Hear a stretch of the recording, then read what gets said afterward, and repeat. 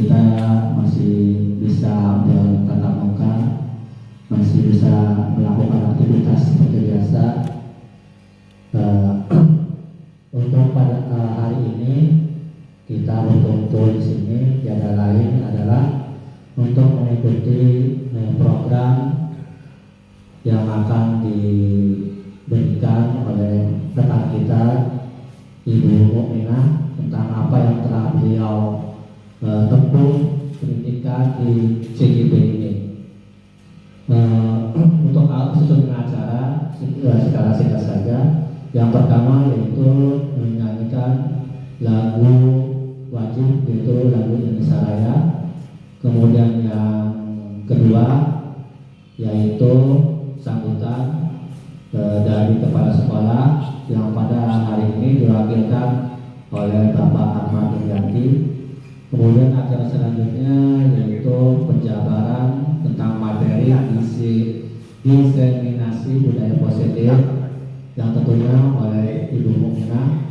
Acara selanjutnya itu berbentuk kata doa. Maka untuk mempersingkat waktu, karena waktu sudah siang, supaya kita cepat pulang, kepada para rekan-rekan, teman-teman, dimohon untuk berdiri menyanyikan lagu wajib Indonesia Raya. Sekali lagi kepada para teman-teman, para rekan-rekan, dimohon berdiri untuk menyanyikan lagu Indonesia Raya. Apa lagi di sana? Apa? Anu tiga, ada dulu. Goyong. Alhamdulillah,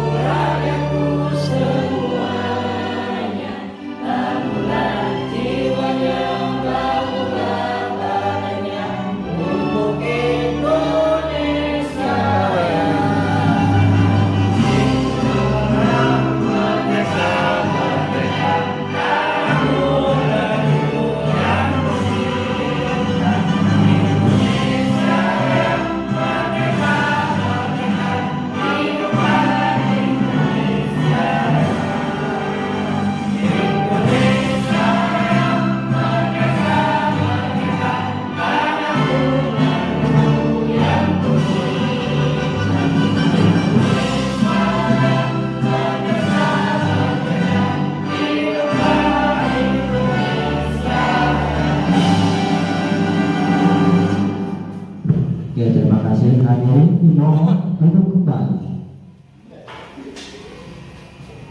Terima kasih kepada rekan-rekan yang telah menyanyikan lagu Indonesia Raya. Untuk acara selanjutnya itu sambutan dari Kepala Sekolah UPT STC 2. Kepada beliau waktu dan tempat dipersilakan. Berdiri.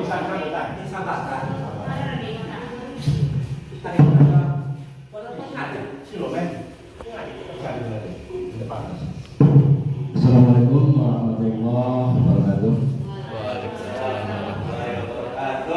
Alhamdulillah rabbil alamin, wassalatu wassalamu ala asyrofil anbiya'i wal mursalin wa ala alihi wa sahbihi ajma'in, amma ba'du. Yang saya hormati Ibu Kepala Sekolah apa yang mewakili beserta Dewan Guru. Puji syukur kepada Allah Subhanahu wa taala yang mana pada siang ini alhamdulillah kita semua masih diberikan nikmat sehat walafiat, panjang umur,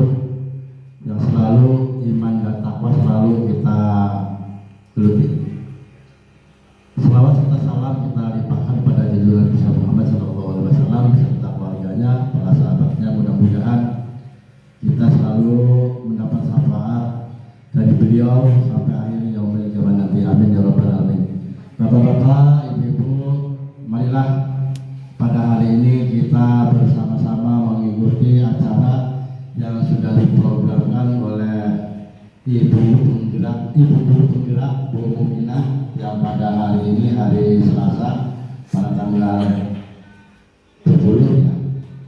Insya Allah kita bersama-sama akan menyimak apa yang nanti diberikan diulas oleh Ibu Penggerak yang baru ini. Semoga beliau selalu diberikan kesuksesan untuk menempuh jenjang pendidikan yang lebih tinggi lagi. Mungkin hanya segitu saja. Kita harapkan semuanya bisa mengikuti dengan sesama. Billahi taufiq wal hidayah. Wassalamualaikum warahmatullahi wabarakatuh. Tepuk singkir. Terima kasih atas sambutannya dari Mantap. Abdullah Ahmad Yahdi. Mudah-mudahan apa yang telah disampaikan walaupun secara singkat jelas bisa dicerna oleh kita semua. Untuk acara selanjutnya yaitu penjabaran tentang materi hari ini, yaitu tentang diseminasi budaya positif ya. Tentunya kita bertanya-tanya pengertian apa sih diseminasi itu dan bagaimana penerapannya di sekolah kita ini. Tentunya untuk mengetahui itu semua kita serahkan ke Ibu Muminah selaku moderator ataupun selaku CDP atau narasumber ya, yang akan memberikan materinya pada hari ini. Maka daripada itu pada Bu Muminah kami persilakan.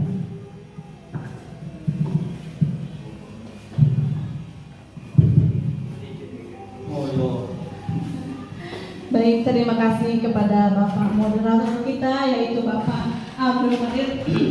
Baik, sebelumnya Assalamualaikum warahmatullahi wabarakatuh. Waalaikumsalam warahmatullahi wabarakatuh. Alhamdulillahirabbil alamin wa bihi nasta'in wa ala umuri dunya waddin. Wassalatu wassalamu ala asyrofil anbiya'i wal mursalin wa ala alihi wa sahbihi ajmain. Amma ba'du. Yang saya hormati Ibu Kepala Sekolah PTSD Cigelang 2 yang alhamdulillah diwakilkan oleh Bapak Dimyati, kemudian Bapak dan Ibu guru yang hadir di sini, saya ucapkan terima kasih ya karena bisa meluangkan waktunya untuk mau atau bersedia hadir dalam acara diseminasi budaya positif. Baik, saya berdiri di sini bukan saya so bisa ya atau so pinter. Artinya saya di sini sama-sama belajar. Hanya saja ketika saya mengikuti guru penggerak ini, materi yang saya dapatkan yaitu tentang budaya positif ini. Jadi hari ini saya akan menyebarkan atau memberikan pemahaman saya mengenai budaya positif.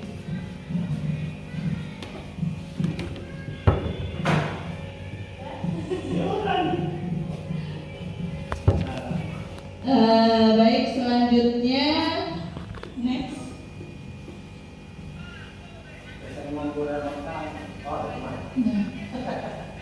Nah, coba lihat di sini ya. Apakah Bapak Ibu setuju bila pemberian hukuman dapat mendisiplinkan siswa? Setuju tidak Bapak Ibu? Setuju tidak? Pemberian hukuman dapat mendisiplinkan siswa. Setuju tidak? Setuju. Ada yang tidak setuju? Boleh ya. Kurikulum merdeka itu tidak ada yang benar. Jadi mau setuju atau tidak, karena kita sudah merdeka ya. Beda-beda pendapat juga bebas artinya ya.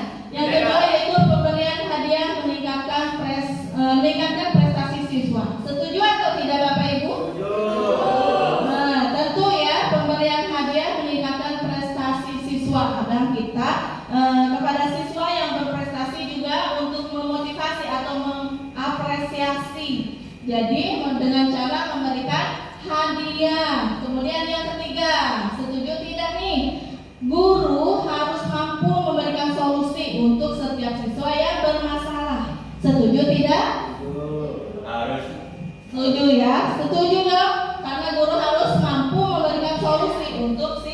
siswanya itu sendiri. Kemudian yang keempat, guru berperan sebagai teman bagi siswa. Setuju tidak? Setuju juga ya, karena kenapa? Iya, bilang setuju tetapi ada alasannya ya. Oke, next.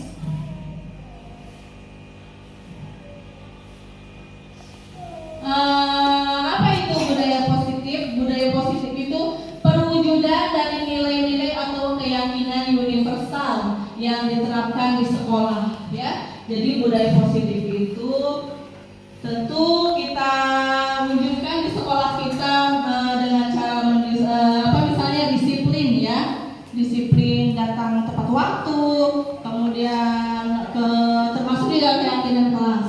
Oke, next. Oke, baik. Konsep-konsep inti. Konsep-konsep inti menciptakan budaya positif. Yang pertama ada disiplin positif. Yang kedua motivasi perilaku manusia. Yang ketiga keyakinan kelas atau sekolah. Yang keempat kebutuhan dasar manusia. Yang kelima posisi kontrol seorang guru. Yang terakhir yaitu segitiga restitusi.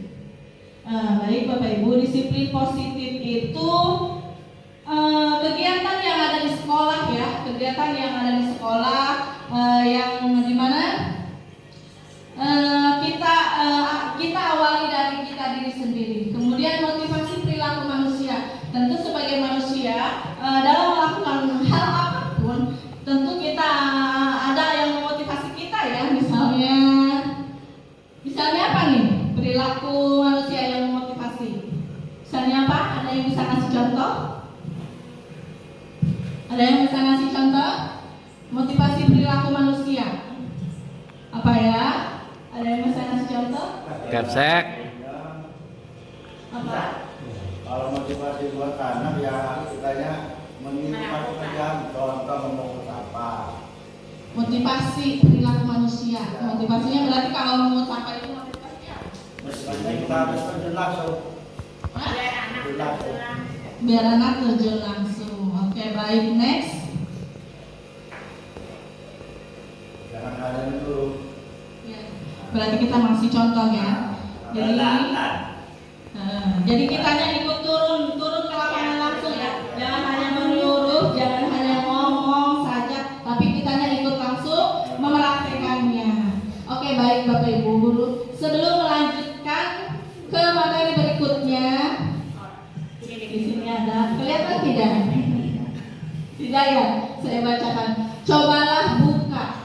Judulnya cobalah buka.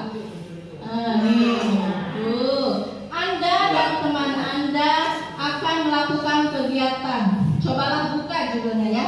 Anda adalah A. Tugas Anda adalah mengepalkan tangan salah satu tangan Anda. Jadi coba Bapak Ibu kepalkan tangan satu tangan.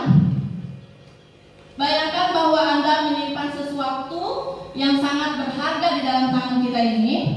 Kemudian Anda perlu menjaga benda tersebut sekuat tenaga Anda karena begitu pentingnya untuk kehidupan Anda. Jadi sangat penting nih yang ada di genggaman kita ya.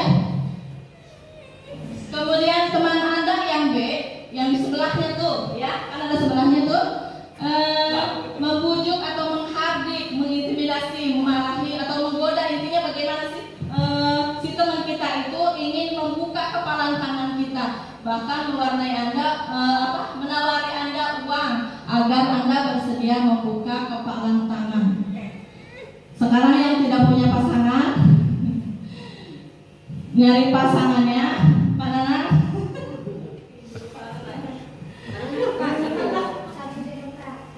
Ya, pegang tangan Bapak Ibu satu, kemudian temannya menggoda.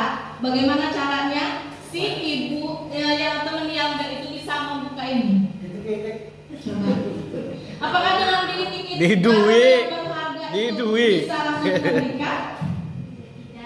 Bayangkan. Ayo coba. Ada hal penting. Bayangkan ada hal penting, ini sesuatu yang sangat berharga. Berikan sesuatu memang enggak. Iya kan? Berikan apa lagi enggak?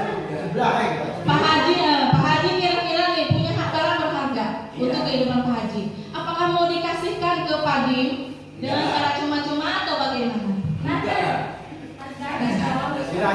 tentu ada alasannya ya.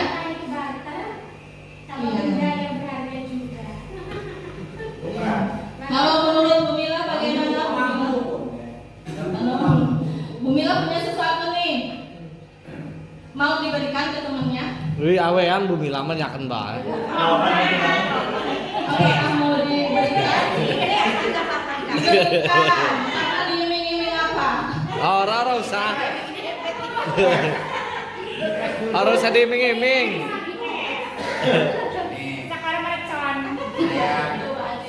Silakan Adik. Saya punya sesuatu nih yang sangat berharga. Iya. Anda memerlukan, tapi ada suatu syarat. Iya. Tolong barang ini mereka dijaga, dirawat dengan sebaik mungkin. Kalau Anda bisa merawatnya, kalau tidak, saya nggak kasihkan. Silakan, mau nggak? Iya, Iya, kasih tepuk tangan buat Pak Haji Setia ya. Bagus ya. Barang yang berharganya itu akan dikasihkan dengan satu syarat tuh. Padim, ada Pak. syaratnya Padim. Pananang Jadi juga kok. semua yang kita punya, yang kita miliki, kalau kita mau memberikan ke teman kita atau memberikan kepada orang lain, tentu kita mempunyai alasan ya. Tentu alasan itu tidak hanya cuma-cuma, tapi sangat berharga. Baik, next.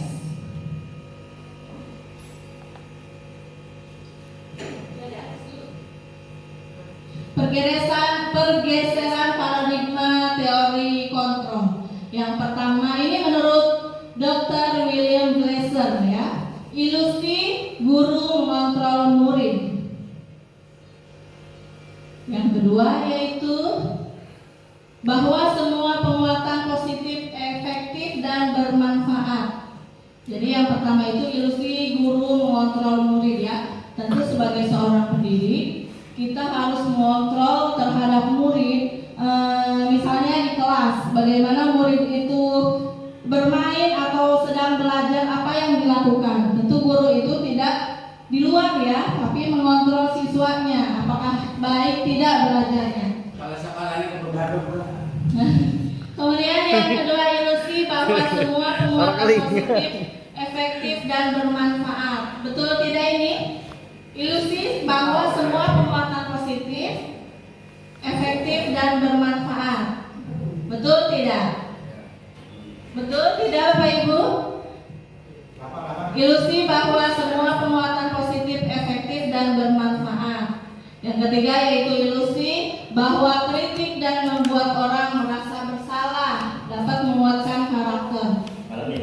Yang ketiga, yang terakhir yaitu bahwa orang dewasa memiliki hak untuk memaksa ya. Itu adalah pergeseran paradigma teori kontrol. Yang terakhir bahwa orang dewasa memiliki hak untuk memaksa. Otoriter. Ya, jadi ngatur sendiri ya.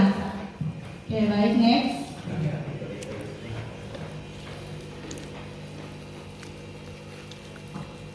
Bagaimana seorang guru bisa merubah paradigma stimulus respon kepada pendekatan teori kontrol? Pananang,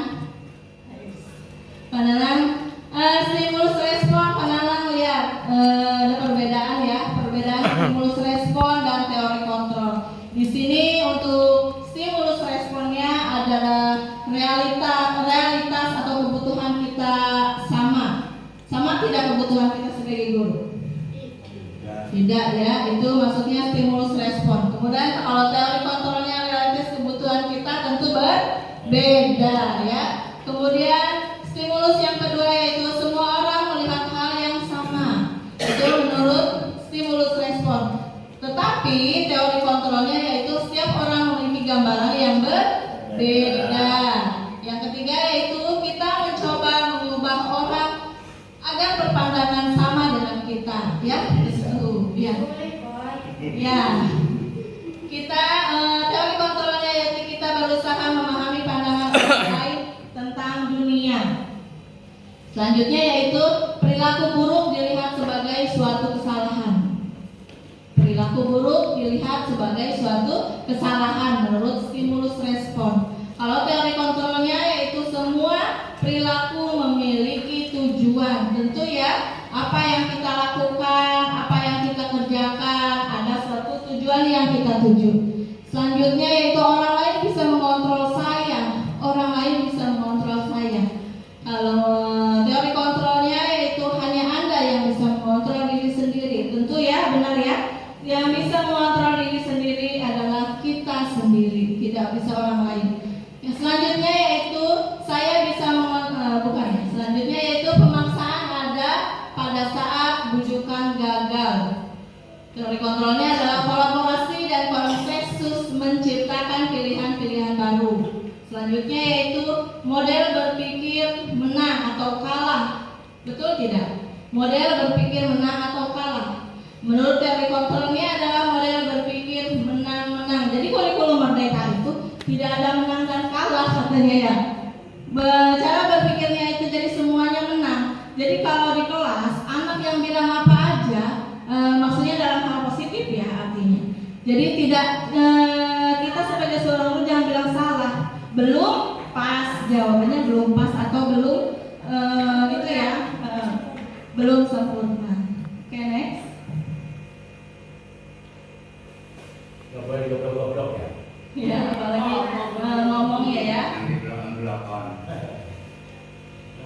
Nah, inilah dia pengertian disiplin positif merupakan salah satu cara untuk penerapan disiplin yang bertujuan untuk menumbuhkan kesadaran serta memberdayakan anak untuk melakukan sesuatu tanpa sogokan. Jadi Bapak Ibu, disiplin positif itu dilakukan dengan kesadaran diri kita. Misalnya anak nih ya. Jadi anak itu melakukan sesuatu di kelas kita atau di sekolah kita. Jadi jangan hanya karena mau disogok. Artinya gini Pak Dim ya. Kita menyuruh anak itu mau, tetapi harus ada hadiahnya. Kita sebagai seorang guru harus menjelaskan kepada anak atau meyakini dalam hati anak itu tidak perlu ada hadiahnya. Ya, disiplin positif itu harus dari diri kita sendiri. Sebagai guru ya khususnya kita harus mengasih contoh terhadap anak bahwa kegiatan yang positif itu harus dilakukan dalam hati sendiri. Next. Iya, harus ikhlas. Nah, nilai-nilai kebajikan. Disiplin positif itu termasuk juga keyakinan kelas ya. Mungkin Bapak dan Ibu sudah melakukan atau membuat keyakinan kelas. Sudah, Pak Dim? Sudah ya. Ada yang sudah, ada yang belum ya? Nilai-nilai kebajikan universal. Nah, di sini ada gambar apa? Profil pelajar Pancasila. Ada berapa dimensi, Bu Murni? Ada 6. Profil pelajar Pancasila itu yang pertama beriman dan bertakwa kepada Tuhan Yang Maha Esa dan berakhlak mulia ya. Jadi nilai-nilai kebajikan universal ini yang ada di P5 atau profil pelajar Pancasila itu sebagai seorang guru kita harus memberikan contoh terhadap murid kita bagaimana contoh beriman kepada Tuhan Yang Maha Esa itu seperti apa dan berakhlak mulia itu seperti apa ya. Yang kedua yaitu kebinekaan global, yang keempat gotong royong, yang keempat kreatif, yang kelima bernalar kritis, dan yang terakhir yaitu mandiri. Tentu ya, sebagai seorang pendidik kita harus mengajarkan P5 ini. Kenapa? Karena sangat penting. Contohnya di situ ada gotong royong. Misalkan kalau gotong royong itu di kita apa? Contoh yang gotong royong di kita apa? Ya. Jumsi ya, Jumat bersih. Kemudian kalau mandiri apa contohnya? Ya, piket juga masuk ya, kultum juga ya. Ketika kita menugaskan anak untuk belajar berbicara di depan juga itu termasuk mandiri. Oke, next.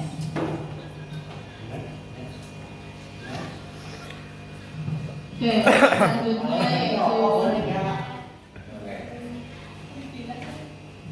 selanjutnya yaitu motivasi perilaku manusia. Dilihat Bapak Ibu, motivasi perilaku manusia itu ada 3. Coba lihat, baca, kita kita termasuk yang mana? 1, 2, atau 3? Yang pertama yaitu menghindari ketidaknyamanan atau hukuman. Setuju? Setuju tidak yang pertama? Menghindari ketidaknyamanan atau hukuman. Setuju? Yang kedua, mendapat imbalan atau penghargaan. Ya. Yang ketiga, menghargai diri dan menjadi orang yang mereka inginkan. Apakah kita termasuk yang mana nih? 1, 2, atau 3? Yang mana? Kadang kita termasuk 1 dan 2. Memilihnya yang 1 dan 2. Ya. Menghindari ketidaknyamanan. Jadi kalau kita tidak nyaman itu kadang kita ya sudahlah pergi ya kan? Ya, menghindar dari hukuman. Ya. Kemudian yang kedua mendapat imbalan atau penghargaan. Kadang kita mau mengerjakan sesuatu karena ada imbalan. Ya, enggak munafik, saya juga seperti itu ya. Jarang sekali untuk yang ketiga ini jarang. Menghargai diri dan menjadi orang yang mereka inginkan itu jarang. Tapi kita sekarang mulai dari sekarang ya kita mencoba untuk menjadi yang lebih baik. Oke, next.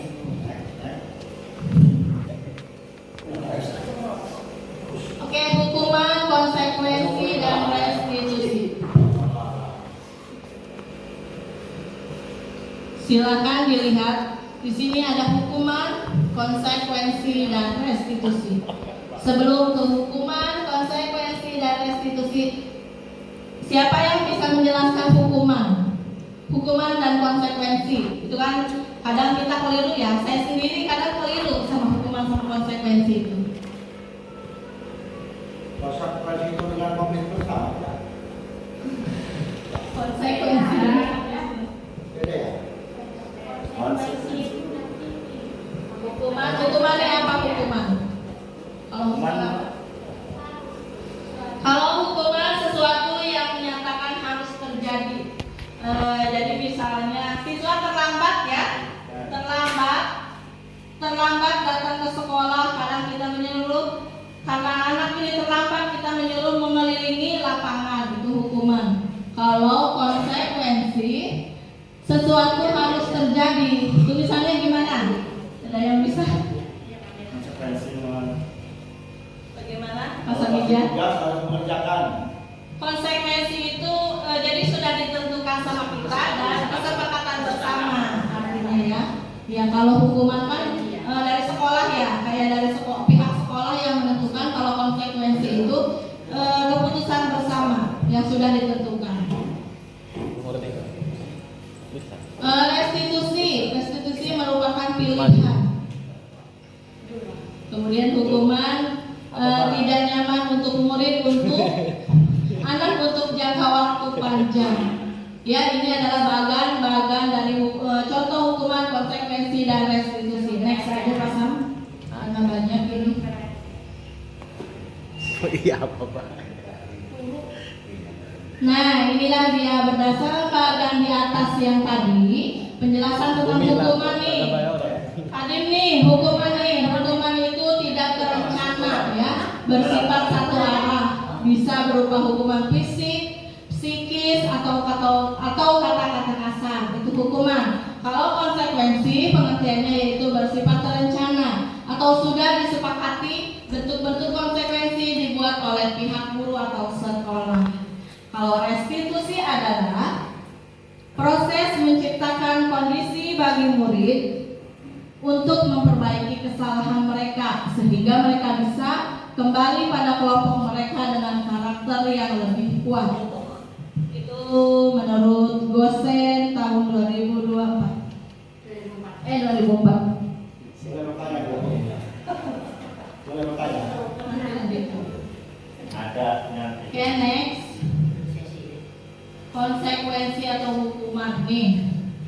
Menurut Bapak Ibu nih, mencatat 100 kali di dalam buku kalimat, saya tidak akan terlambat lagi karena terlambat ke sekolah. Ini termasuk yang pertama, ini termasuk konsekuensi atau hukuman? Konsekuensi. Hukuman atau konsekuensi?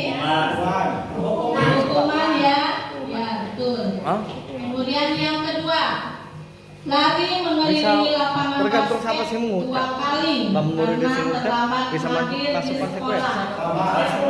Konsekuensi apa hukuman?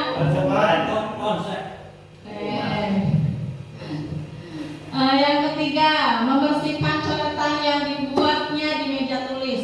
Konsekuensi atau hukuman? Membersihkan coretan yang dibuatnya di meja tulis. Apa?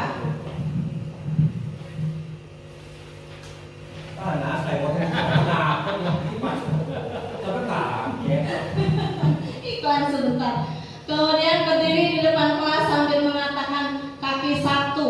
Mengangkat kaki satu karena tidak bisa menjawab pertanyaan. Hukuman atau konsekuensi? Hukuman. Yang kelima, membersihkan WC karena merusak pensil temannya. Ayo, merusak pensil temannya, membersihkan WC karena merusak pensil temannya. Konsekuen. Hukuman apa konsekuensi Pak Nana?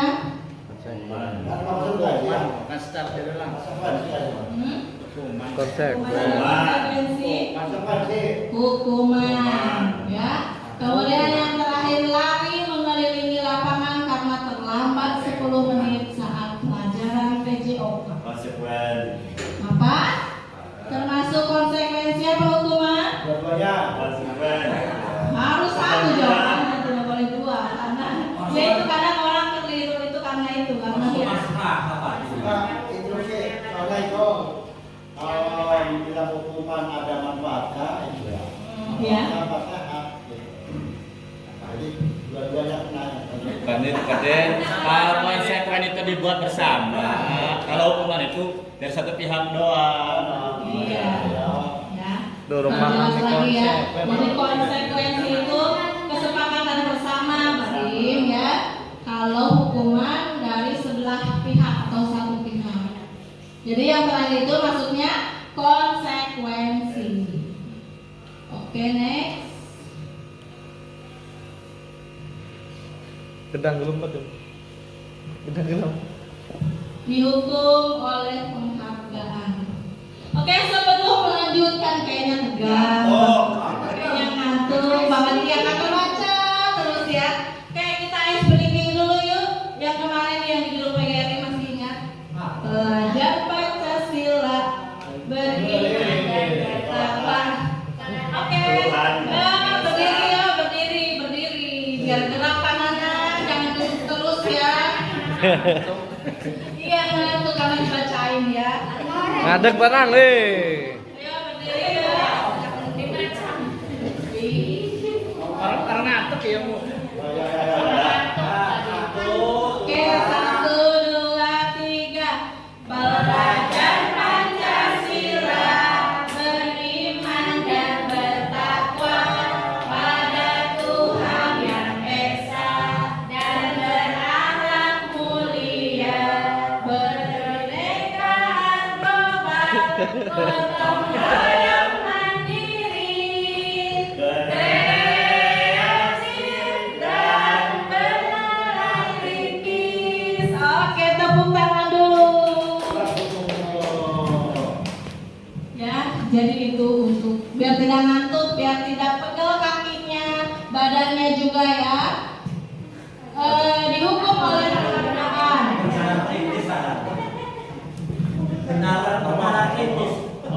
Karipir Oke, aja. lanjut. Dihukum oleh penghargaan, pengaruh jangka pendek dan jangka panjang. Betul, Lencat Pak bae, Musa? dilencat. Betul. Betul. Penghargaan tidak efektif. Yang ketiga, penghargaan merusak hubungan.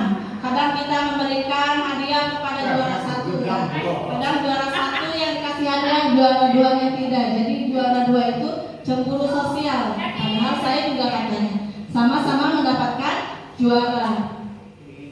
Selanjutnya penghargaan mengurangi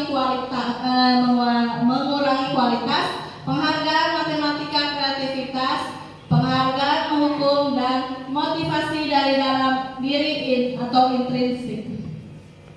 Jadi motivasi dari dalam diri. Tentu sesuatu yang dilakukan tentu harus mulai dari diri sendiri atau motivasi intrinsik. Next.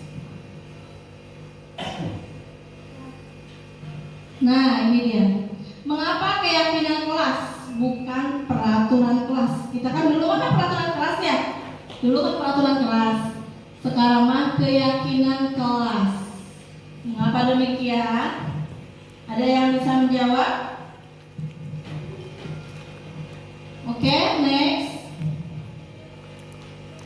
Nah, mengapa kita memiliki peraturan tentang penggunaan helm pada saat mengendarai motor atau roda motor? Ini maksudnya apa nih? Maksudnya apa nih?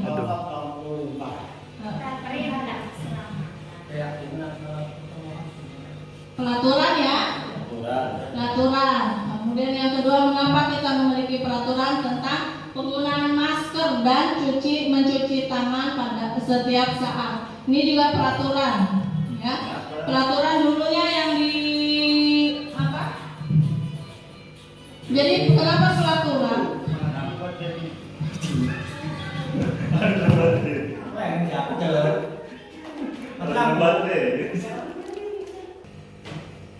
Oke, baik. Tadi keyakinan kelas dibuat berdasarkan kesepakatan antara guru dan siswa atau bersifat universal ya. Yang kedua, peraturan biasanya dibuat oleh guru atau bersifat satu arah. Yang tadi sudah dijelaskan ya. Ini udah jelas ya. Oke, next.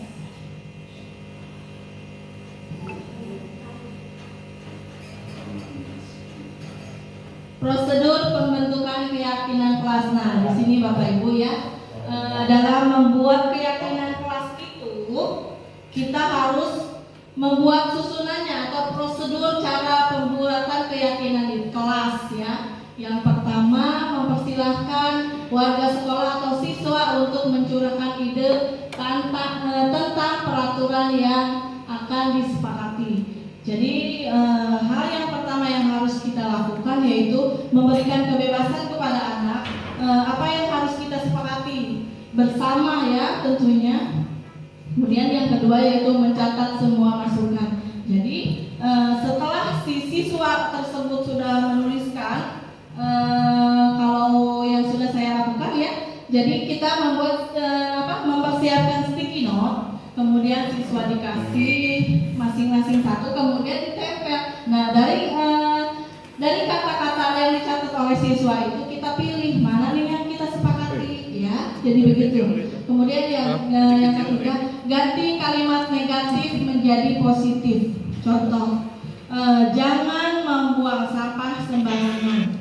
Diganti dengan apa berarti? Bukan, tidak pakai jangan, tidak pakai tidak. Buanglah pada tempatnya. Ya, buanglah sampah pada tempatnya. Berarti nilai kebijakan universalnya berarti apa tuh? Kebersihan dia. Oke, selanjutnya yaitu tinjau kembali curahan pendapat yang terkumpul dan susun menjadi keyakinan kelas. Tentu ya, ketika anak sudah menuliskan kita dipilih lagi kata-kata yang bagus dan disepakati oleh bersama antara guru dan siswa. Kemudian selanjutnya tinjau ulang keyakinan kelas yang sudah disusun.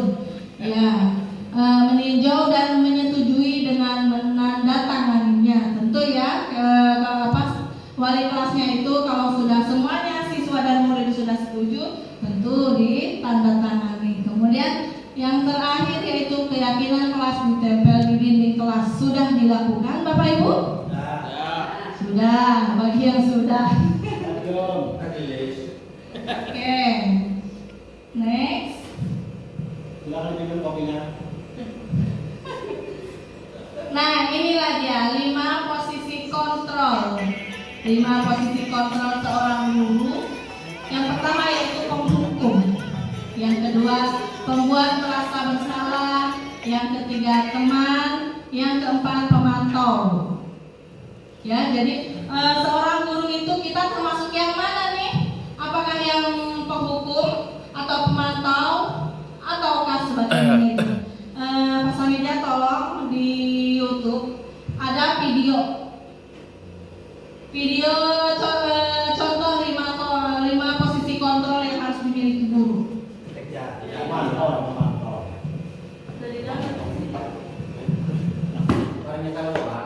Iya. Baik, kita lihat dulu ya 5 posisi kontrol yang harus dimiliki guru.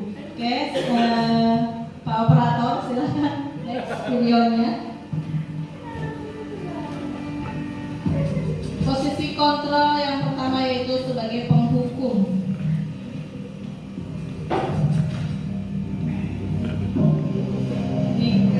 Ini contoh guru yang menghukum. Selamat pagi Bu. Selalu terlambat. Kamu deh, pasti terlambat. Maaf Bu, saya Apa? Apa coba? Alasan kamu apa lagi? Kapan sih kamu tidak terlambat? Malas sekali ya kamu jadi anak. saya Dasar pemalas.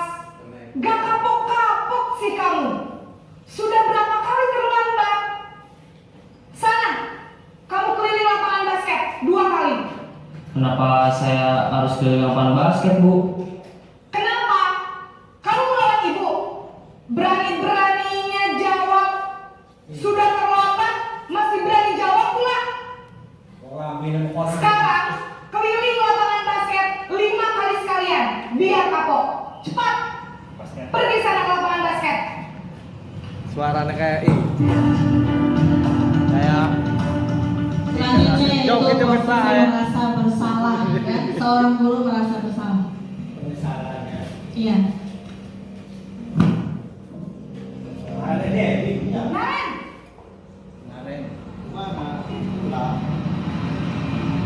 Selamat pagi Bu. Naren. Kamu kenapa terlambat lagi, nak? Ya Tuhan, Naren. Kamu senang ya bikin ibu susah ya? Kalau kamu terlambat lagi, nanti ibu yang ditegur bapak kepala sekolah, nak. Disangka ibu tidak bisa membina kamu. Duh, gimana ini? Maaf Bu. Duh, Gusti Naren. Kamu suka ya kalau ibu ditegur bapak kepala sekolah? Terus, sekarang ibu harus tulis apa yang di buku absen?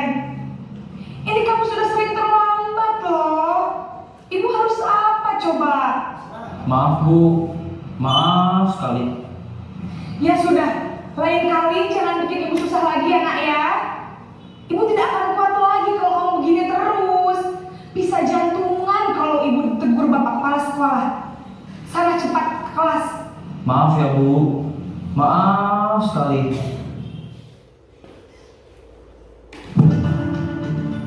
Sekarang yaitu posisi sebagai teman, ya.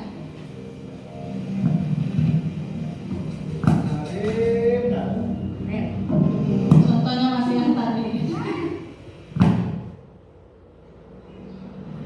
Selamat pagi Bu.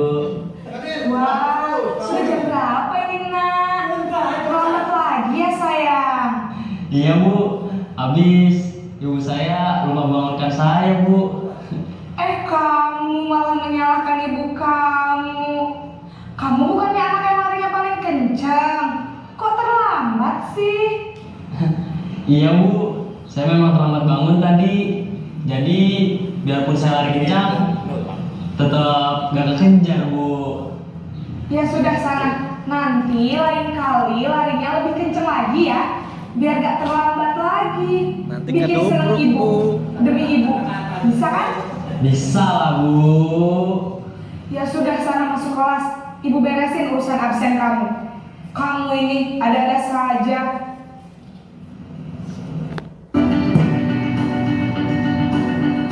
Kalau yang ini posisi sebagai pemantau. Jadi diperhatikan ya, diingat-ingat dari awal. Video dari awal. Nah, Itu berarti Selamat pagi Bu. Naren, apa peraturan sekolah kita tentang jam berapa kita harus masuk sekolah, nak? Kita harus di sekolah jam 7 Bu. Iya betul, sekarang sudah jam 7.20. Naren sudah tahu konsekuensinya jika terlambat hadir. Paham Bu. Saya harus tinggal kelas pas jam istirahat selama 20 menit. Iya benar, konsekuensinya demikian. Jadi nanti jam 9.30 pas istirahat, kamu harus tinggal di kelas, kerjakan tugas tambahan untuk ketertinggalan kamu, ya? Baik Bu.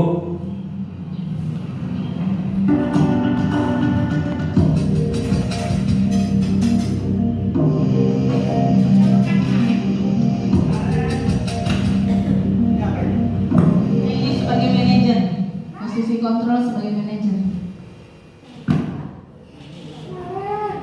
Selamat pagi Bu. Selamat pagi Naren. Maaf Bu, saya terlambat. Iya, sekolah masuknya jam 7, sekarang sudah jam 7.20. Jadi sekarang bagaimana ini Naren? Maaf Bu, saya lupa setel alarm saya semalam. Baiklah, menurut kamu, keyakinan sekolah yang mana yang perlu kamu tingkatkan? Menghargai diri sendiri dan orang lain mungkin ya Bu. Setuju. Jadi, apakah Naren meyakini prinsip saling menghormati tersebut? Iya Bu, saya meyakininya. Apakah Naren bersedia memperbaiki masalah keterlambatan ini? Bersedia Bu. Bagaimana kamu akan perbaiki masalah keterlambatan ini? Saya akan coba untuk tidak lupa menyetel alarm saya Bu. Baik, kalau Naren lupa menyetel alarm di rumah, ada orang yang kira-kira bisa bantu mengingatkan tidak? Ada Bu, kakak saya, Kak Emma. Ada lagi selain Kak Emma? Selain Kak Emma, ada ibu saya. Baik, jadi yang mengingatkan Naren adalah Kak Emma dan ibu kamu ya? Kira-kira akan mulai setel alarm kapan nih Naren? Setelah pulang sekolah, akan segera saya lakukan. Baik, jadi Naren akan setel alarm untuk bangun besok pagi dan akan diingatkan oleh kakak dan ibunda Naren ya. Ada lagi yang mungkin perlu dilakukan Naren? Nungguin orangnya. Agar tidak terlambat bangun lagi. Tidak ada Bu. Baik Naren, terima kasih untuk kerjasama kamu. Sekarang kamu perlu kembali ke kelas untuk belajar. Baik Bu, terima kasih.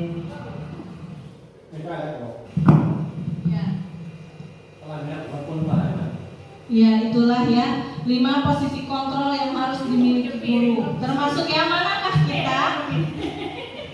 Ya, dari 5 posisi kontrol ini,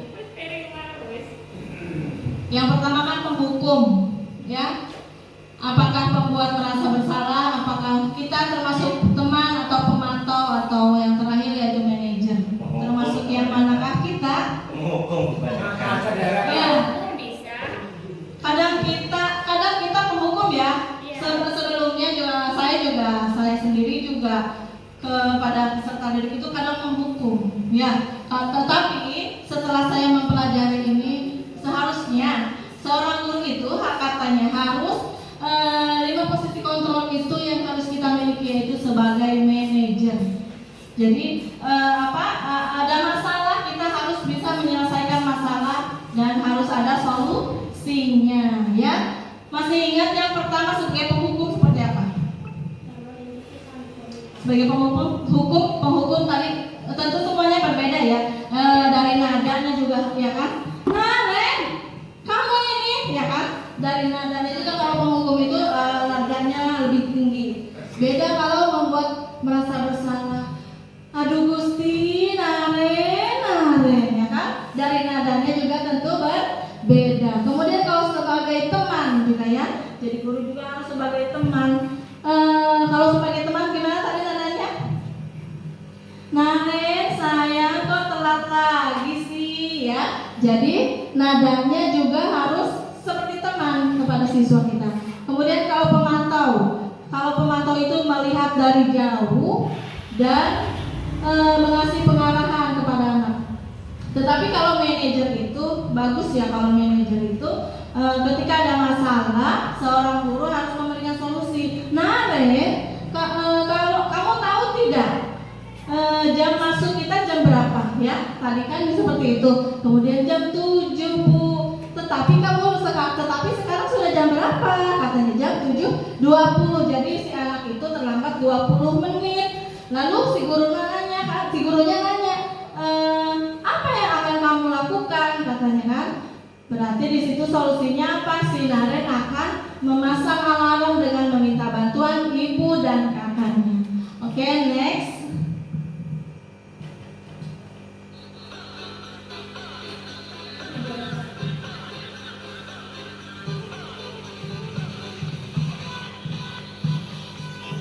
Oke, baik, dari atasnya. Nah, di sini penghukum ya, penjelasan dari video yang tadi. Kemudian sebagai guru penghukum itu tentu ada dampaknya terhadap anak. Yang pertama penghukum atau menghardik, menunjuk, berkaca pinggang atau membentak ya. Jadi seperti tadi nadanya. Dampak yang dirasakan oleh anak, si anak itu akan menjadi pendendam. Jadi anak juga mikir, saya mau dihukum terus nih sama bu ini nih, ya.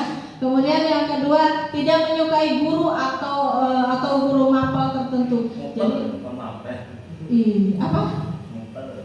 Ya, mapel itu maksudnya ya, guru mapel. Jadi si anak itu kalau kita selalu menghukum anaknya, si anak itu akan menjadi pendendam dan tidak menyukainya. Kemudian kalau pembuat merasa bersalah, dari suaranya lembut namun menyalahkan siswa ya. Biarpun kita menyalahkan tapi suaranya lembut. Yang kedua, guru menyatakan kesalahan pada siswa dan guru menderita. Jadi si gurunya itu takut disalahkan oleh kepala sekolahnya. Dampaknya apa terhadap siswa?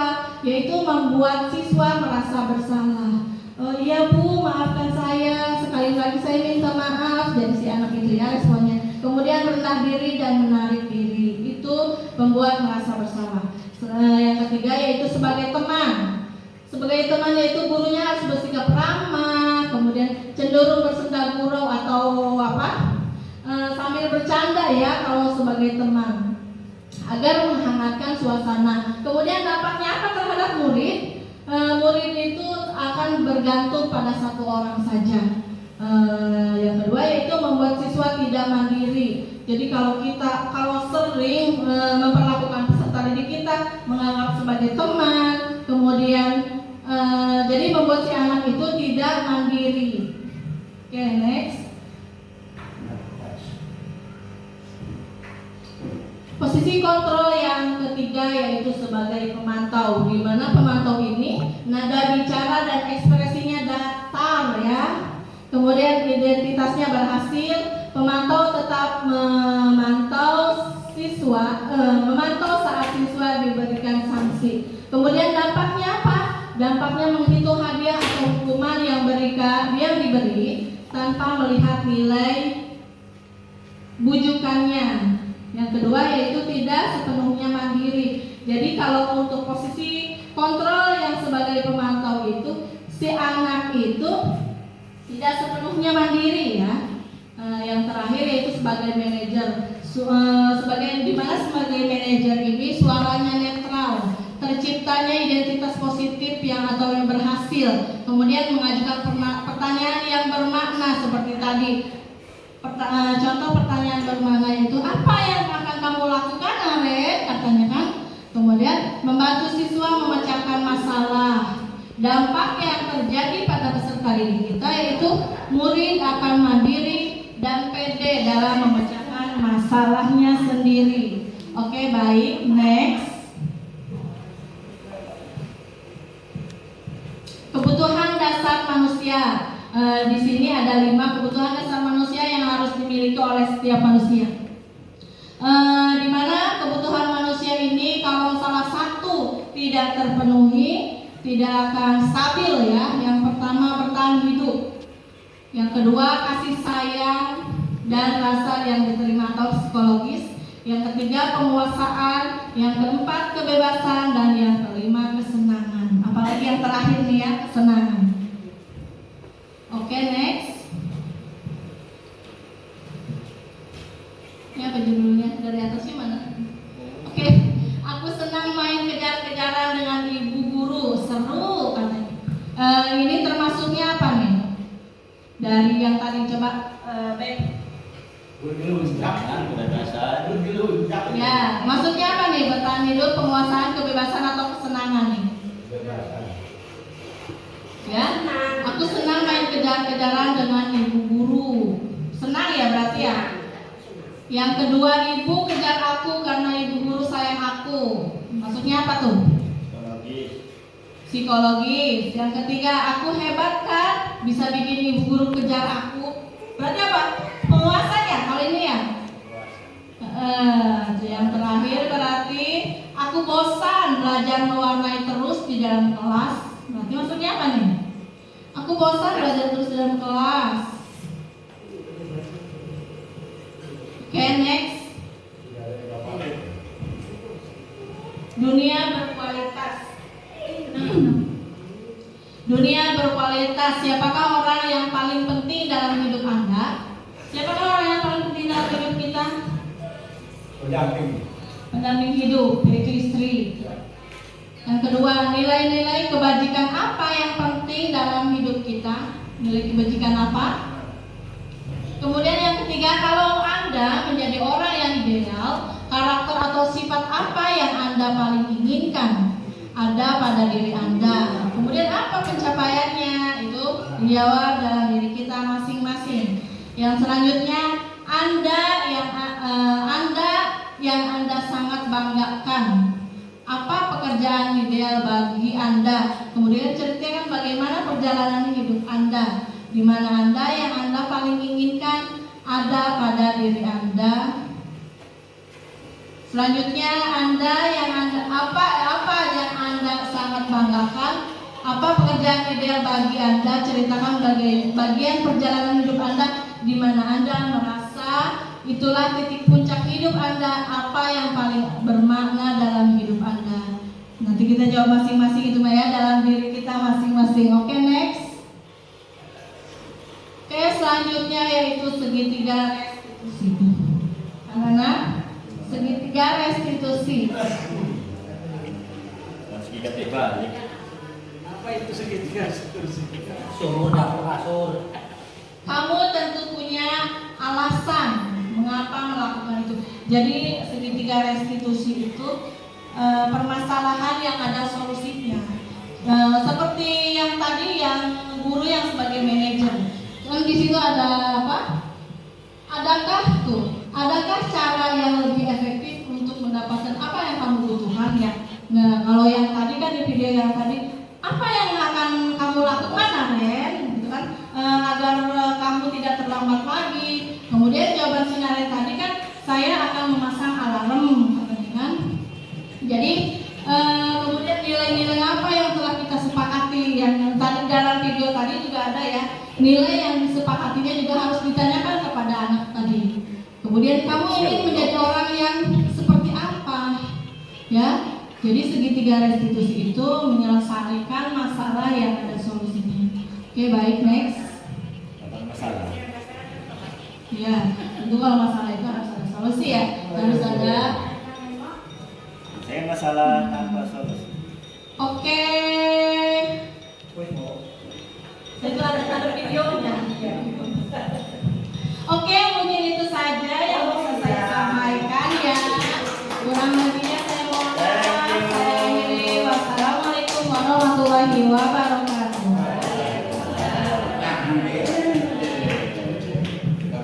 Hadir lagi nggak? Saya kembalikan ke moderator. Saya punya kembaliannya. Ya, terima kasih kepada Ibu Guru selaku moderator pada acara hari ini. Tentunya banyak sekali ya materi-materi yang telah disampaikan. Kalau kita mengikuti pengalaman CGP itu sangat luar biasa sekali ya. Pendidikannya sangat luar biasa sekali, sehingga pemerintah itu meletakkan kita untuk semua guru itu mengikuti namanya CGP ini. Secara kesimpulan materinya yaitu kita mengutip dari Bapak Pendidikan kita yaitu Bapak Ki Hajar Dewantoro. Mendidik atau mengajar itu adalah proses memanusiakan manusia. Ingat 3 prinsip sebagai guru yaitu, masih ingat Pak Din? 3 prinsip sebagai guru yaitu Ingarso Suntolono, yang kedua Ikmat Mahmud Karso, yang ketiga adalah Teduri Handayani. Nah itu yang harus kita pegang sebagai guru. Yang pertama Ingarso Suntolono, kita di depan itu sebagai orang tua. Guru kalau sudah di dalam kelas itu harus menjadi sebagai orang tua pada anak kita ini. Yang kedua Ikmat Mahmud Karso. Di tengah-tengah kita harus berikan semangat ataupun ide-ide yang bisa mendukung proses pendidikan supaya lebih berkelanjutan dengan lebih baik lagi. Yang terakhir adalah Tunggu Handayani. Apabila kita ada di belakang, maka kita harus selalu memberikan motivasi kepada anak-anak kita. Mungkin itulah kesimpulan dari materi pada hari ini. Mudah-mudahan kita bisa serap, kita bisa aplikasikan tentunya untuk di sekolah kita ini yang kita cinta ini. Mudah-mudahan sekolah kita ini menjadi sekolah yang lebih baik lagi tentunya, dan semua harapan kita semoga sekolah kita ini menjadi sekolah yang benar-benar melahirkan anak-anak kita yang cerdas kreatif. Terima kasih atas semuanya. Mungkin dari saya di acara yang terakhir itu penutup. Marilah kita sama-sama tutup acara pada hari ini, yaitu dengan bersama-sama mengucapkan lafaz hamdalah. Dari saya sekian, kurang lebihnya mohon maaf. Saya akhiri, wabillahi taufiq wal hidayah. Wassalamualaikum warahmatullahi wabarakatuh. Acara dikit bagi. Assalamualaikum.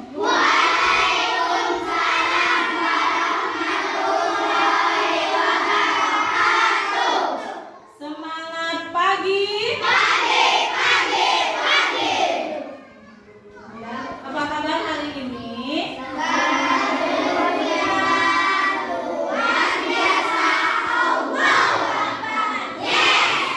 Alhamdulillah ya. Bu Guru senang dengarnya kalau kalian sehat. Udah sarapan? Sudah mandi? Takutnya belum mandi, nanti bau Bu Gurunya ya. Oke, baik anak-anak. Hari ini kita akan membuat kesepakatan kelas. Apa itu kesepakatan kelas? Apa? Pelaturan ya, pelaturan ya ada di kelas. Oke, apalagi laki-laki, kesepakatan kelas itu apa? Apa ya? Tentunya tadi peraturan yang ada di kelas. Jadi di kelas itu peraturannya tidak boleh apa misalkan? Tidak boleh berantem, tidak boleh membuli, tidak boleh apa lagi? Melepas sepatu, tidak boleh apa? Iya, makan juga tidak boleh. Ya, bisa kan sticky note. Nanti kalian tulis masing-masing di sini ya. Tulis masing-masing di sini. Nanti setelah itu yang sudah mengisi boleh langsung ditempel. Paham?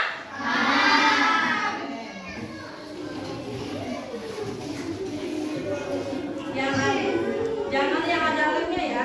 Yang ada lemnya kan perlu ditempel. Nanti berarti nulis di sini.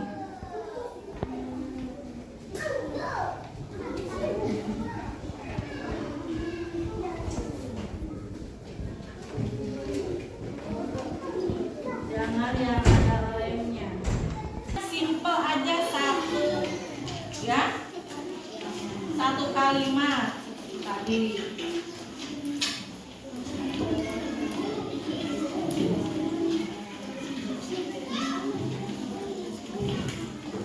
Oke, silakan diisi yang sudah dapat.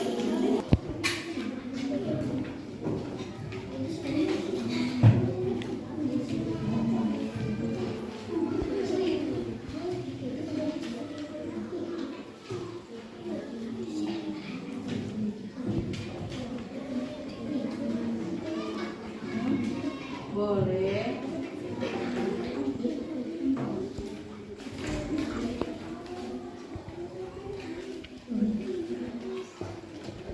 Terus silakan ditulis. Nanti yang udah nulis boleh langsung ditempel ya.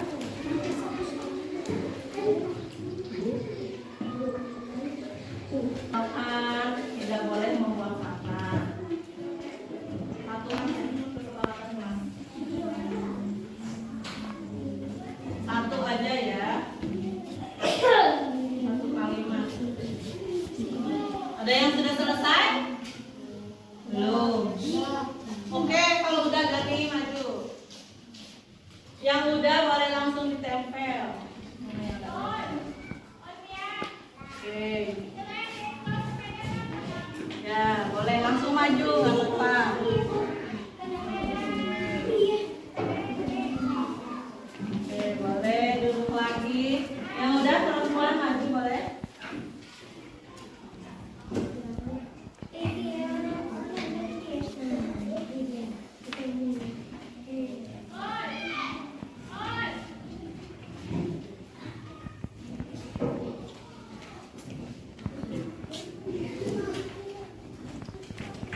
Ya, ini adalah ya kesepakatan kelas yang kalian inginkan ya. Silakan ditempel.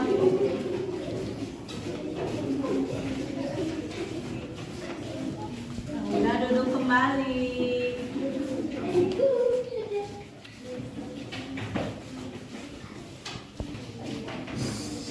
Giliran ya, yo, yang udah.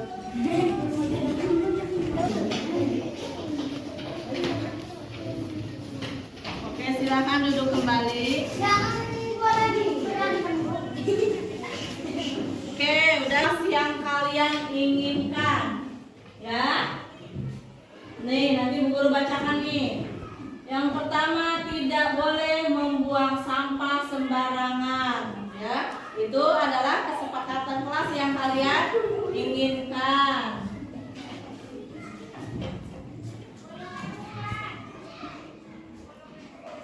Oke, kemudian jangan buang sampah sama saja. Ini juga sama, tidak boleh membuli, ya. Jadi kalian sesama teman tidak boleh membuli. Ingat tuh, itu kesepakatan yang sudah kalian sepakati. Tidak boleh membuli. Kemudian tidak boleh berantem, ya. Kemudian apa nih? Tidak boleh membuli sama, tidak boleh berkelahi. Baik, dari kesepakatan kelas ini kita buat menjadi keyakinan kelas. Nah, keyakinan kelas itu nih, tidak boleh buang sampah sembarangan. Berarti apa maksudnya? Tidak boleh buang sampah berarti apa namanya? Kebersihan. Kebersihan. Betul ya? Betul ya? Betul. Kemudian yang kedua itu tidak boleh membuli. Berarti apa?